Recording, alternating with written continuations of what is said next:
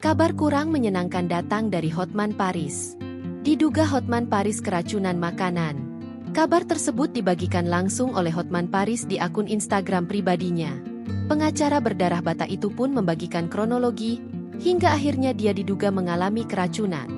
Hari Minggu lalu Hotman makan di rumah makan Medan. Saya itu udah langganan, ujar Hotman Paris Hutapea dikutip Grid ID dari Instagram Hotman Paris Social, Minggu, 1 Juni 2025.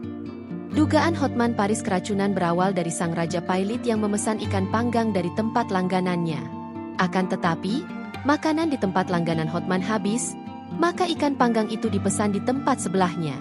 Setelah mengonsumsi ikan tersebut, beberapa hari kemudian, kondisi badan suami Agustiane Marbun itu berbeda dari biasanya. Hotman Paris mengalami buang air besar dengan intensitas yang berlebih dan disertai dengan demam hingga 39,4 derajat Celcius. Sebelum gejala dugaan keracunan begitu terasa, Hotman Paris tetap melanjutkan aktivitasnya.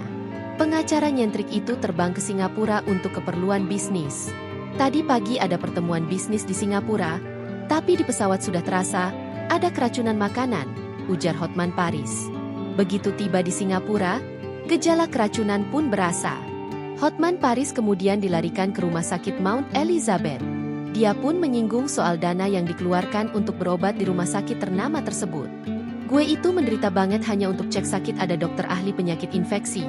Ngecek doang di Mount Elizabeth honornya 20 juta rupiah, ngecek gara-gara panggang, kata pengacara kelahiran Lagu Boti, Sumatera Utara itu. Dalam unggahan itu sendiri, Hotman Paris tampak berada di dalam kamar hotel yang ada di Singapura. Dia berharap kondisinya terus membaik. Download Tribun X sekarang. Menghadirkan lokal menjadi Indonesia.